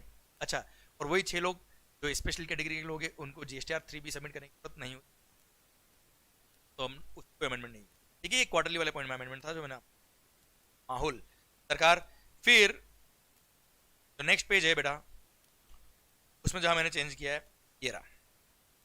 चेंज तो क्या मैंने लगभग पूरा पढ़ा दिया बेटा आपको, ये वापस रिपीट किया है। Option to file GSTR 3B on quarterly basis. Clear? यहां वापस मैं बता देता हूं आपको, जिनका भी प्रीवियस फाइनेंशियल में aggregate turnover was up to ₹5 crore and, तो ऐसे केस में उनको ऑप्शन दिया गया कि आप चाहे तो क्वार्टरली GSTR 3B सबमिट कर सकते हो। क्लियर? क्वार्टरली फाइल करने का ऑप्शन ले सकते हो फ्रॉम जनवरी 2000। पर कंडीशन क्या बेटा? कंडीशन ये है, first the return for the preceding month is due on the date of exercising such option has been furnished। भाई जिस दिन आप ये क्वार्टरली रिटर्न फाइल करने का ऑप्शन ले रहे हो उस दिन उसका जो प्रीवियस मंथ था, प्रीवियस पीरियड था, उसका आप रिटर्न प्रॉपर्ली फाइल कर यार, मतलब आपके रिटर्न पेंडिंग नहीं होने चाहिए, पुराने सारे रिटर्न आपके फाइल हो। लेकिन where such option has been exercised once, आपने अगर ये क्वार्टरली रिटर्न फाइल करने का ऑप्शन एक बार ले लिया तो ऐसा नहीं कि हर क्वार्टर में आपको वापस से ऑप्शन ऑप्ट करना पड़ेगा। इट इज लाइफ टाइम, जब तक कि आप इससे विड्रॉ नहीं हो जाते हो या जब तक कि आप खुद इससे आउट नहीं हो जाते, तब तक के लिए आपके लिए वैलिड रहेगा, मतलब हर साल आपको अप्लाई करने की जरूरत। Where such option has been exercised once they shall continue to furnish the said return as per the selected option for the future tax period also unless they revise the same. Clear? अगर आपने revise कर दिया तो बात अलग होगी, otherwise आप इस ऑप्शन के अंदर रहेंगे। प्लस एक बात और ध्यान रखिएगा, अगर प्रीवियस फाइनेंशियल में आपका aggregate turnover was up to ₹5 crore तो आपने क्वार्टरली वाला ऑप्शन ले सकते हो, और आपने लिया अगर तो जिस करंट फाइनेंशियल में आपने ये क्वार्टरली वाला ऑप्शन लिया, क्वार्टरली रिटर्न सबमिट, पर अगर मान लो आपका करंट फाइनेंशियल में 5 करोड़ टर्नओवर क्रॉस कर गया, if in the current financial year आपका एग्रीगेट टर्नओवर एक्सीड्स ₹5 करोड़ तो आप इस स्कीम से बाहर हो जाएंगे। पर बाहर कब से होंगे? अगले क्वार्टर से होंगे। मतलब मिड ऑफ द क्वार्टर से, ऐसा नहीं कि जैसे कंपोजिशन स्कीम में होता ना, जिस इनवॉइस से आपका टर्नओवर 1.5 करोड़ क्रॉस हुआ उस इनवॉइस से आप कंपोजिशन से बाहर है। रिटर्न फाइलिंग में ऐसा नहीं होगा। रिटर्न फाइलिंग में क्या बेटा, जैसे मान लो सर 14 फेब को जनवरी फरवरी मार्च क्वार्टर चल रहा है बेटा, आपने क्वार्टरली GSTR 3B सबमिट करने क्या, और 14 फेब को आपका एग्रीगेट टर्नओवर 5 करोड़ क्रॉस कर गया। 14 फेब माहौल ये अलग होता है साहब, क्या करें। और सर आपका एग्रीगेट टर्नओवर 5 करोड़ क्रॉस हो गया कब? 14 फेब को। तो सर उस क्वार्टर में, जिस क्वार्टर में 5 करोड़ टर्नओवर आपका क्रॉस, उस मंथ में तो आपको क्वार्टरली ही GST है जैसा आप फाइल कर रहे हैं, और नेक्स्ट मंथ से, नेक्स्ट क्वार्टर से, मतलब 1 अप्रैल से, इस एग्जांपल 1 अप्रैल से आपको मंथली GSTR 3B होगा, मंथली। क्लियर? समझे मेरी बात? मिड ऑफ द क्वार्टर में अगर आपका टर्नओवर क्रॉस हो गया तो सर उस क्वार्टर में तो आप कंटिन्यू करेंगे क्वार्टरली स्कीम को ही, और अगले क्वार्टर की फर्स्ट मंथ से आप रेगुलर स्कीम। क्लियर? डन सरकार, पॉइंट खत्म होता है अब। अच्छा ध्यान रखिएगा, फिर एक पॉइंट मैंने यहां ऐड किया है कि due date of payment of tax, जैसे मैंने आपको बताया था सेक्शन नंबर 39 सब सेक्शन 7 में लिखा हुआ है कि जो due date of filing return होता है वही due date of making payment of tax होता है। Due date of filing return is the due date of making payment of tax. पर जिन लोगों ने क्वार्टरली रिटर्न फाइल करने का ऑप्शन लिया है वहां सरकार का रेवेन्यू भी शिफ्ट हो जाएगा, इसलिए यहां पे गवर्नमेंट ने ये क्या, however the registered person having aggregate turnover up to ₹5 crore in the preceding and who have opted for furnishing GSTR 3B on quarterly basis shall also be required to pay GST on monthly basis which is explained in detail। जो हम बात करने वाले अगला एक लगभग देखा जाए तो वही पॉइंट बचा है हमारा, बाकी सब QRMP स्कीम हमने लगभग पूरी पढ़ ली है, अब बस वो पेमेंट मंथली बेस पे कितना करना है वो हमें तो सर अब यहाँ पर वो QRMP स्कीम मैंने पूरे सर्कुलर को यहाँ एक्सप्लेन किया है, QRMP स्कीम, और जो आगे हम पढ़ चुके हैं उसको कई सारे, उसको लगभग सारे पॉइंट मैंने रिपीट भी किए, तो अब टाइम नहीं लगेगा आपको। उन रिपीटेड पॉइंट को पढ़ने की जरूरत नहीं, नए पॉइंट है वही हमें पढ़ना है। देखिए, quarterly return monthly payment scheme, QRMP scheme, this is the circular number 143। देखो सर्कुलर नंबर भी शानदार है, 143 sir oblique 13 of 2020 dated 10th of November. Since 1st जनवरी 2021 से स्कीम एप्लीकेबल हो गया हिंदुस्तान में। सर इसको एक्सप्लेन किया सर्कुलर ने, समझाया, पर हमने तो ऑलरेडी इसको समझ लिया है। क्लियर? तो सर अब देखते हैं इसमें नया पॉइंट क्या है, वह हम बात करते हैं सर। ठीक है, नए पॉइंट की हम बात कर लेते हैं बच्चों। अच्छा ध्यान रखना एक और बात, अगर किसी पर्सन ने नया रजिस्ट्रेशन ऑप्ट किया ड्यूरिंग द फाइनेंशियल ईयर, या वो कंपोजिशन स्कीम से बाहर आया, नॉर्मल स्कीम में आ गया, तो ऐसे केस में he can directly opt for this quarterly scheme. कोई दिक्कत वाली, ऑब्वियसली नया रजिस्ट्रेशन करा रहा है पर्सन तो उसका प्रीवियस ईयर में टर्नओवर 5 करोड़ से कम ही है। कंपोजिशन स्कीम में अगर पर्सन है, मतलब प्रीवियस ईयर में टर्नओवर 1.5 करोड़ से कम था बेटा, तो ऐसे केस में वो तो ऑलरेडी एलिजिबल है इस स्कीम के लिए, और जिस दिन से वो रेगुलर स्कीम में आ रहा है या रजिस्ट्रेशन नया करा रहा है, तो वो इस क्वार्टरली स्कीम में आ सकता है, हमें कोई दिक्कत नहीं है। क्लियर? डन। हाँ, एक और बड़ी अच्छी बात जो है नया पॉइंट है, it is further clarified that, ध्यान रखना बेटा, ये क्यूआरएमपी स्कीम जो है ना बेटा, ये जीएसटीआईएन वाइज है, पैन नंबर वाइज नहीं है।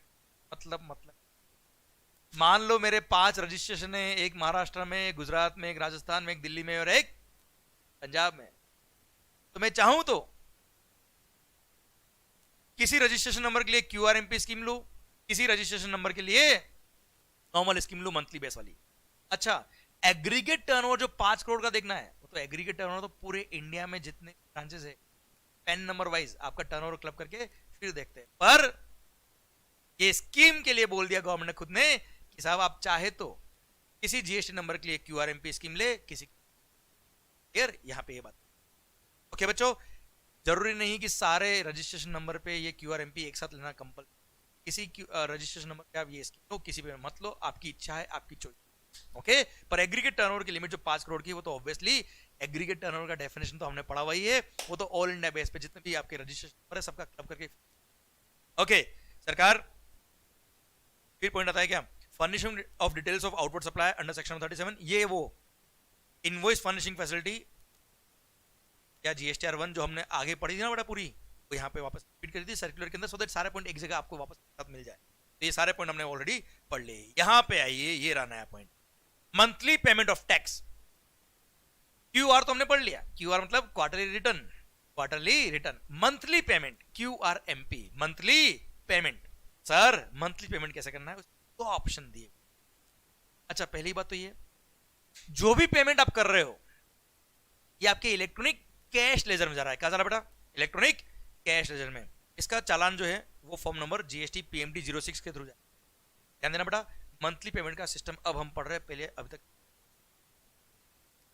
Quarterly return monthly payment. जिसने भी क्यूआरएमपी स्कीम ली है उनको जीएसटीआर 3 भी सबमिट करना होगा क्वार्टर खत्म होने के बाद 22nd या 24th of the next month पर उनको पेमेंट जो करना है वो तो मंथली बेस पे करना है, एक एस्टिमेटेड टैक्स लायबिलिटी पे करनी है। तो सर वो estimated tax liability monthly base पे कितना होगा, उसका सिस्टम गवर्नमेंट ने यहाँ बहुत क्लियरिटी से दे दिया है और बोल दिया है लोग गड़बड़ नहीं करें, तो दैट गवर्नमेंट का रेवेन्यू नहीं हिल जाए। क्लियर? तो सर सरकार ने बोल दिया फॉर्म नंबर जीएसटी पीएमडी 06 के थ्रू वो पे करेंगे, और उनका ड्यू डेट क्या पता है क्या है, 25th of the next month, 25 तारीख।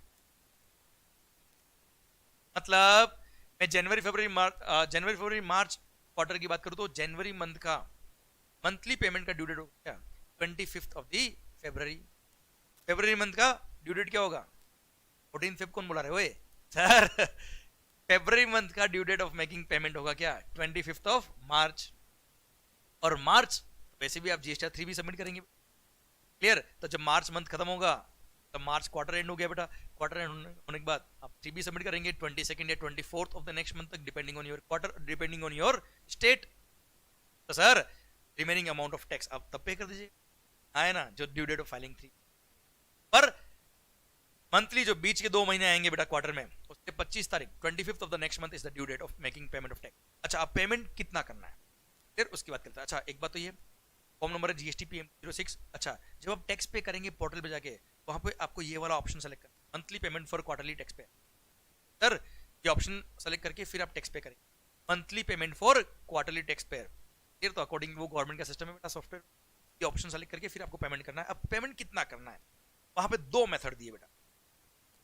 2 मंथ, फर्स्ट 2 मंथ के लिए 2 ऑप्शंस दिए हुए, जैसे 2 मंथ के लिए होता है तो 2 options are given. First option fixed sum method, मतलब मैं तुम्हें समझा देता हूं बेटा। प्रीवियस क्वार्टर में आपने जितना भी इलेक्ट्रॉनिक कैश लेजर के थ्रू पे किया था, इलेक्ट्रॉनिक कैश लेजर के थ्रू जितना भी आपने प्रीवियस क्वार्टर का टोटल टैक्स जितना भी था उसका 35%, कितना 35% फर्स्ट मंथ में जमा करा दो और उसी का 35% नेक्स्ट मंथ में भी जमा करा। मतलब फर्स्ट एंड सेकंड आप 35% टैक्स जमा करा रहे हो। ये जो टैक्स जमा करा रहे हो वो इलेक्ट्रॉनिक कैश लेजर में जमा आए ना, क्लियर। और जब 3B फाइल करोगे तब फाइनली जो बनता होगा टैक्स वो बन के आपका पे हो जाएगा। और अगर एक्सेस बैलेंस आपने जमा करा दिया था कैश लेजर में तो आप उसका रिफंड भी ले सकते हैं पर जीएसटी 3B फाइल करने के बाद, क्लियर। अच्छा, अगर मान लो मैंने जनवरी मंथ में QRMP स्कीम ली, कब ली बेटा, जनवरी मंथ में स्कीम ली मैं। अब साहब जनवरी मंथ में स्कीम ली, जनवरी फरवरी और मार्च वाज माय फर्स्ट क्वार्टर। अब मेरे को एस्टिमेटेड टैक्स लायबिलिटी जो पे करना है 35%, प्रीवियस क्वार्टर का, प्रीवियस तो क्वार्टर था ही नहीं मेरा, तो प्रीवियस तो मंथली भी सिस्टम था। तो सरकार ने बोला प्रीवियस मंथ में मतलब दिसंबर मंथ में जितना तुमने टैक्स पे किया उसका 100% कैश लेजर के थ्रू जो पे किया, कैश लेजर के थ्रू ना तू जनवरी मंथ में भी पे करता ना उतना ही फरवरी मंथ में भी पे करता ना। इन फर्स्ट और सेकंड मंथ ऑर्डर इतना पेमेंट हो जाएगा। फिर 3B जब फाइल करोगे आप मार्च मंथ के बाद तब आपका फाइनली टैक्स एडजस्टमेंट हो, क्लियर, डन। ये मैंने फिक्स सम मेथड दे रखा है बेटा, क्लियर। आप एग्जांपल से और अच्छे समझ लेंगे। First case, in case the last return filed was on quarterly basis for the quarter ending March 21। अगर March 21 के क्वार्टर के लिए आपने मान लो क्वार्टरली पेमेंट किया था तो अब आपको सर ध्यान रखना अप्रैल मंथ में और मई मंथ में कितना टैक्स जमा कराना हो। Sir tax paid in cash in quarter January to March 21, cash में कितना पे किया था आपने, GST, SGST, IGST और GST कंपनसेशन सेज 100, 100, 500 और 50, इतना आपने थ्रू कैश पे किया था इन द प्रीवियस क्वार्टर। तो अब जो नेक्स्ट क्वार्टर आ रहा है उसके अप्रैल और मई महीने में उसका 35%, GST भी 35, ये भी हेड वाइज आपको परसेंटेज और उतना आपको एस्टिमेटेड टैक्स पे करना पड़ेगा इन दी फर्स्ट 2 मंथ, क्लियर। पर अगर प्रीवियस मंथ आपका सर प्रीवियस जो टैक्स पेड था वो मार्च, वो मंथली बेस पे था बेटा, आपने हो सकता है this is the first quarter जब आपने क्वार्टरली बेस पे ऑप्शन लिया है, पिछला जो था वो तो मंथली बेस पे था। तो ऐसे केस में in case the last return filed was monthly और टैक्स पीरियड March 21, तो ऐसे केस में March 21 में आपने कितना कैश में टैक्स पे किया था 50, 50, 80, 0, तो सर उतना को उतना अप्रैल और मई महीने में पे कर देना 50, 50, 80 और 0 is the estimated tax in the electronic cash ledger for this respective two. आया ना बच्चों, ये एक एस्टिमेटेड टैक्स लायबिलिटी है, ये मंथली फिक्स सम मेथड दे दिया, क्लियर, समझे मेरी बात। और हाँ ध्यान रखना, अगर मान लो इन दोनों केसेस में बात, मान लो ये जो प्रीवियस क्वार्टर था आपका उसमें आपने नया रजिस्ट्रेशन करा था, previous quarter was your first month और उसमें केवल 4 दिन आपने बिजनेस किया था। इन दोनों केस में मान लो this was your first month या first quarter of the business जिसमें आपने बिजनेस कमेंस किया था, रजिस्ट्रेशन करवाया था और केवल 4-5 दिन या कुछ मतलब 1 महीना 5 दिन ही आपने काम किया था अगर क्वार्टरली था तो यार वहां पे टैक्स भी तो कम बना होगा बेटा, टैक्स कम बना होगा तो उसका 35%, हाँ यार तो जाएगा ना यार।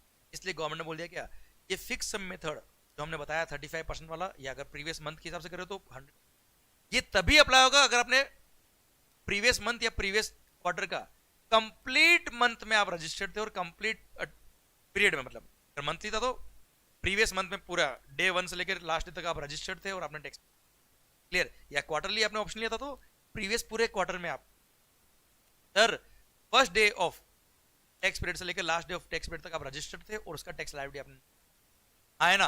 अगर मतलब लास्ट टैक्स पीरियड में पहला आपने नया रजिस्ट्रेशन लिया है और मिड ऑफ द मंथ में या मिड ऑफ द क्वार्टर में आपने नया रजिस्ट्रेशन लिया तो हम ये फिक्स सम मेथड आपके लिए ऑप्शन नहीं मिलेगा, क्योंकि फिक्स सम मेथड के अंदर क्या है, फिक्स सम मेथड के अंदर आपको 35% या 100% of the previous tax period आपको पे करना है बेटा। अब प्रीवियस टैक्स पीरियड ही पूरा टैक्स पीरियड नहीं था आपके लिए, कंप्लीट टैक्स पीरियड नहीं था, तो टैक्स लायबिलिटी भी आपकी कम रही होगी, तो हम गवर्नमेंट की रेवेन्यू कम कैसे हो जाए बेटा। इसलिए गवर्नमेंट बोल दिया फिक्स सम मेथड आपको तभी मिलेगा इफ इफ सर आपने कंप्लीट टैक्स पीरियड के लिए आप रजिस्टर्ड थे प्रीवियस टैक्स पीरियड के लिए। आया ना बच्चों, क्लियर, टिक। और ध्यान रखना बेटा, जो भी आप डिपॉजिट कर रहे हो अमाउंट इलेक्ट्रॉनिक कैश लेजर में जाए। Further while making a deposit in electronic cash laser through form number GST PMT 06, thus registered person may also take into account the balance already available in electronic cash ledger। मतलब मान लो आपको 50 रुपी electronic cash laser में CGST जमा कराना है और आपके electronic cash laser में ऑलरेडी 300 रुपए पड़े बेटा, मतलब आपने एडवांस में इलेक्ट्रॉनिक कैश लेजर में ऑलरेडी अमाउंट जमा करा रखा है, तो अब ऐसे केस में आप उतना अमाउंट तक जमा नहीं कराएंगे, चल जाएगा बेटा। मतलब कुल मिला के अमाउंट आपको estimated tax liability electronic cash laser में, अब उसमें आपने ऑलरेडी एडवांस में जमा करा रखी थी। क्लियर, ये तो हो गया फिक्स सम मेथड की बात। अब आ रहा है सेकंड क्या, सेल्फ असेसमेंट मेथड। आपको लगता है नहीं नहीं नहीं, प्रीवियस मंथ में या प्रीवियस क्वार्टर में भले टैक्स लायबिलिटी मैंने कैश में बहुत सारा पे किया, पर करंट मंथ में या करंट क्वार्टर में मेरा कैश के थ्रू पेमेंट बहुत कम होगा क्योंकि इस बार क्रेडिट बहुत सारी है मेरे पास। तो आप चाहे तो सेल्फ असेसमेंट मेथड पे आ सकते हो। सेल्फ असेसमेंट मेथड में आपको क्या करना होगा, सेल्फ असेस करके देखना होगा कितना मेरा टैक्स लायबिलिटी बनता है, कितना ITC मेरे पास अवेलेबल है और कितना मुझे पे, अब पे कर दे। आपको लगता है कि इलेक्ट्रॉनिक क्रेडिट लेजर में या कैश लेजर में ऑलरेडी अमाउंट आपके पास पड़ा हुआ है, अब नहीं भी जमा कराएंगे हम। क्लियर, समझे मेरी बात। और हाँ, यहां भी क्लियरली बोल दिया है कि जो पेमेंट ऑफ टैक्स का आप सिस्टम ले रहे हो, फिक्स सम मेथड लो या सेल्फ असेसमेंट मेथड लो, हर महीने या हर आप क्वार्टरली चेंज कर सकते हो। देखो ऐसा नहीं कि एक मेथड ले लिया वो कंटिन्यू आपको पूरे financial. The said registered person is free to avail either of the two tax payment methods above in any of the 2 month of the quarter. मतलब जरूरी नहीं है कि जैसे जनवरी फरवरी मार्च क्वार्टर के लिए मैंने जनवरी मंथ में मान लो 35% वाला ऑप्शन लिए, तो मैं चाहूं तो फरवरी मंथ में सर मंथली वाला जो सेल्फ असेसमेंट बेसिस वाला सिस्टम है वो भी ले सकता हूं। मतलब ऐसा नहीं है कि इस मंथ में मैंने सेल्फ असेसमेंट मेथड लिया तो अगले महीने में सेल्फ असेसमेंट मेथड ही लेना पड़ेगा, या वाइस वर्सा। मैं चाहूं तो मंथली जो भी ऑप्शन मैंने लिया है नेक्स्ट मंथ में लू और ना लू, मेरा हर महीने में चॉइस कर। क्लियर, डन सरकार। और यहाँ पे क्लैरिटी देके बोल दिया है जितना भी आपने कैश लेजर में अमाउंट जमा कराया है सर, ध्यान देना पॉइंट नंबर COD में क्या लिखा बेटा, अगर आपके इलेक्ट्रॉनिक कैश लेजर या क्रेडिट लेजर में ऑलरेडी एडवांस में पैसा जमा करा हुआ है, एडिक्वेट बैलेंस आपके पास है, you are not suppose to make any further payment on monthly basis बेटा। यार देखो मंथली पेमेंट इसलिए मांगा है हमने कि गवर्नमेंट की रेवेन्यू कम, ऑलरेडी कैश लेजर में आपने एडवांस में पैसा दे रखा था, इलेक्ट्रॉनिक क्रेडिट लेजर में ऑलरेडी पैसा आपके पास पड़ा हुआ है जिसको आप यूज करने वाले हो, तो there is no need of making, SSC को भी नुकसान नहीं होना चाहिए। प्लस जितना भी आपने इस मंथली पेमेंट सिस्टम की वजह से, जैसे 35% के हिसाब से, ये मंथली पेमेंट सिस्टम के हिसाब से फर्स्ट 2 मंथ का जो टैक्स आपने इलेक्ट्रॉनिक कैश लेजर में डिपॉजिट कराया है उसका आप रिफंड नहीं ले पाएंगे जब तक कि आप उस पर्टिकुलर क्वार्टर का GST 3B, जैसे मान लो आपने 35% के हिसाब से आपने अमाउंट फर्स्ट जनवरी और फरवरी दोनों मंथ में जमा करा दिया। अब उसका रिफंड अगर आपको लेना है कैश लेजर से उस अमाउंट का, तो GST 3B उस क्वार्टर का सबमिट होगा, उसके बाद ही उस अमाउंट, वरना मतलब क्या रहा बेटा जमा कराने का। क्लियर, ठीक सर। सर पॉइंट नंबर 7 बोलता है quarterly filing of form number GST 3B, ये मैं आपसे ऑलरेडी बात कर चुका हूं बेटा। क्लियर, क्वार्टरली फाइल करना होगा और जो भी रिमेनिंग टैक्स लायबिलिटी आपको पे करनी होगी और फाइनली वही से एडजस्ट हो जाए। जो भी आपने मंथली जो आपने इलेक्ट्रॉनिक कैश लेजर में अमाउंट जमा कराया है वहां से आप एडजस्ट कर लीजिएगा, एक्स्ट्रा अमाउंट बच जाता है यू कैन फंड, और अगर आपको अमाउंट लगता है और पे करना है तो रिमेनिंग और जमा कराना कैश लेजर में और पे कर देना। क्लियर। अब आ रहा है पॉइंट लास्ट, क्या, एप्लीकेबिलिटी ऑफ इंटरेस्ट। अब सवाल आता है क्या सर, अब मान लो हमने एस्टिमेटेड टैक्स लायबिलिटी पे करी थी, एस्टिमेटेड टैक्स लायबिलिटी हमने पे करी थी सर, और हमने फिक्स सम मेथड लिया था 35% वाला, और उसके अकॉर्डिंग हमने मान लो 100 रुपए की लायबिलिटी थी, प्रीवियस मंथ का कैश में जो पे किया था प्रीवियस क्वार्टर का वो 100 रुपी टैक्स पे किया था इन कैश, उसका 35% होता 35 रुपी और 35 रुपी तो हमने फर्स्ट 2 महीने में जमा करा दिया। पर सर हमने जब 3B सबमिट किया तब एक्चुअल लायबिलिटी हमारी 150 की थी, तो उसके हिसाब से मंथली बेस पे हमने टैक्स देखा जाए तो ज्यादा बनता था, किसी मंथ में 40 था, नेक्स्ट मंथ में 47 था, पर हमने जो जमा कराया वो तो था 35 और एक्चुअल बनता था कितना 40 एंड 47 मान लो, बाद में एक्चुअल कैलकुलेट किया, तो क्या वो डिफरेंस अमाउंट पे हमको इंटरेस्ट पे करना पड़ेगा? कोई इंटरेस्ट पे नहीं करना है। अगर आपने सर फिक्स सम मेथड के थ्रू टैक्स पे किया था मंथली बेसिस पे, तो कोई आपको इंटरेस्ट पे करने की जरूरत नहीं है। ये समझाया हुआ है इस सर्कुलर के इस पॉइंट कि for registered applicability of interest for registered persons making payment of tax by opting fix sum method. अगर आपने जो 25th of the next month है बेटा, फर्स्ट 2 मंथ के लिए 25th of the next month, और क्वार्टरली जो लास्ट मंथ होगा उसके लिए 22nd या 24th of the next month, तो due date of making payment of tax होता है। अगर आपने ड्यूली पे कर दिया जो फिक्स परसेंटेज उस हिसाब से, आपको कोई इंटरेस्ट पे करने की जरूरत नहीं है, भले ही फाइनली लायबिलिटी आपकी फिर भी। क्लियर? मैं आपको एग्जांपल समझाता हूं सर, समझिएगा एग्जांपल के थ्रू। और ये एग्जांपल भी सर्कुलर ने गवर्नमेंट ने खुद ने कोई एग्जांपल में, a registered person who has opted for the scheme had paid a total amount of rupees 100 in cash as tax liability in the previous quarter of October to December। तो उसका previous quarter था अक्टूबर to दिसंबर, उस quarter का उसने cash में जो tax पे किया था वो था rupees 100। He opt to pay tax under fix sum method, okay, इसलिए उसने 35 ईच ऑन 25 फरवरी और 25 मार्च उसने 35 रुपी ईच जमा करा दिया in the current quarter for discharging his tax liability for the first 2 month. ठीक है साहब?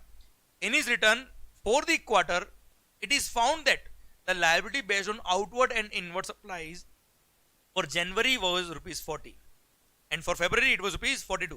मतलब एक्चुअल आउटवर्ड सप्लाई और एक्चुअल इनवर्ड सप्लाई के हिसाब से जनवरी मंथ का लायबिलिटी बना था इन कैश 40 रुपी और 42 बना था किसके मंथ का? फरवरी मंथ का। जबकि उसने एक्चुअली कितना जमा कराया? 35 each using the fix sum method. तो ऐसे केस में क्या वो डिफरेंस अमाउंट ऑफ टैक्स जो रुपीज 5 था या 7 था उसके लिए क्या उसके इंटरेस्ट पे करना? No interest would be payable for the lesser amount of tax which is rupees 5 and 7 respectively discharged in these 2 months provided that he discharges his entire liability for the month of for the quarter in form number GSTR 3B by the due date। Clear? अगर उसने quarterly जो GSTR 3B submit करके tax पे करना तो पूरा pay कर दिया, there is no point of interest at all.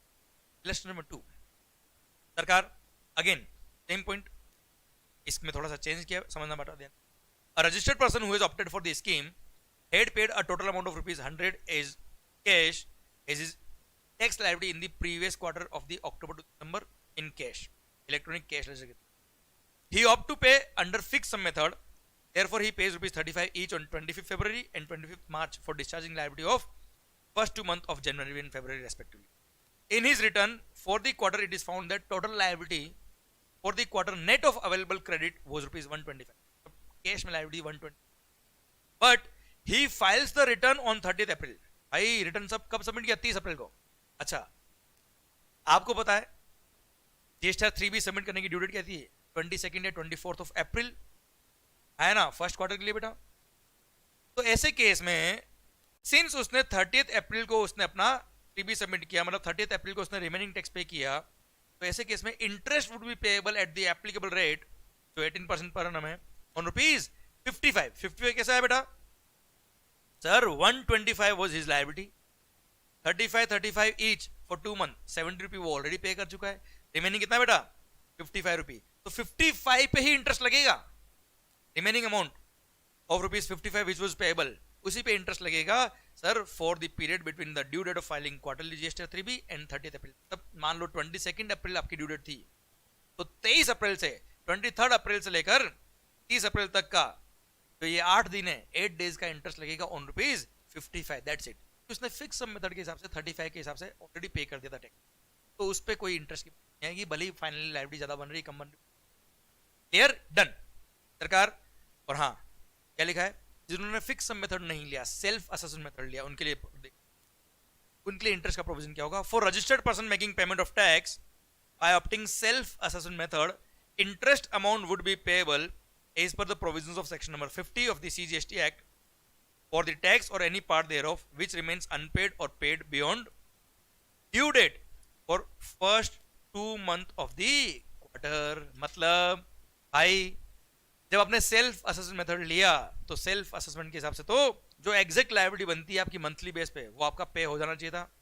तो जनवरी फरवरी मार्च क्वार्टर की मैं बात कर रहा हूँ, तो जनवरी मंथ का जो लायबिलिटी बनता है वो 25 फरवरी, फरवरी मंथ का जो लायबिलिटी बनता है वो 25 ऑफ मार्च तक पे हो जाना चाहिए, और फिर पूरे क्वार्टर का जो लायबिलिटी बनता है रिमेनिंग वो 22nd या 24th ऑफ अप्रैल तक आपका पे हो जाना चाहिए along with the return.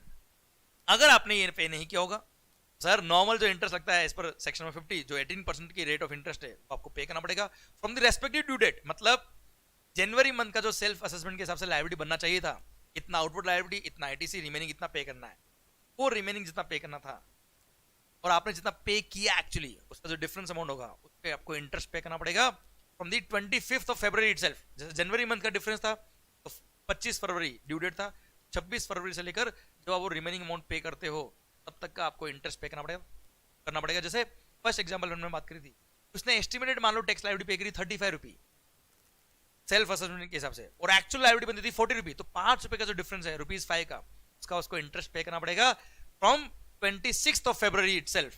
January month का 25 फरवरी ड्यू डेट, तो 26th ऑफ फरवरी इटसेल्फ से लेकर जब वो टैक्स पे करेगा तब तक का उसको इंटरेस्ट पे करना पड़ेगा। Clear, done. 18% पर annum होता उसने जीएसटी 3B जब सबमिट किया होगा 22 या 24 ऑफ अप्रैल को, तब उसने पूरा अमाउंट पे कर दिया, तो तब तक का उसको इंटरेस्ट 26 फरवरी से लेकर 22 अप्रैल या 22 या 24 अप्रैल जब भी उसने रिटर्न सबमिट किया तब तक का इसको इंटरेस्ट पे करना पड़ेगा 18% पर। Clear, done. सर या लास्ट में बोल दिया interest payable if any shall be paid through form number GST 3B pay करना 3B की। Last point applicability of late fee. भाई लेट फी है last point. Invoice furnishing facility IFF जो monthly आपको आईएफएफ फाइल करना हो तो optional है, स्कीम में ऑप्शन है आईएफएफ के थ्रू इनवॉइस।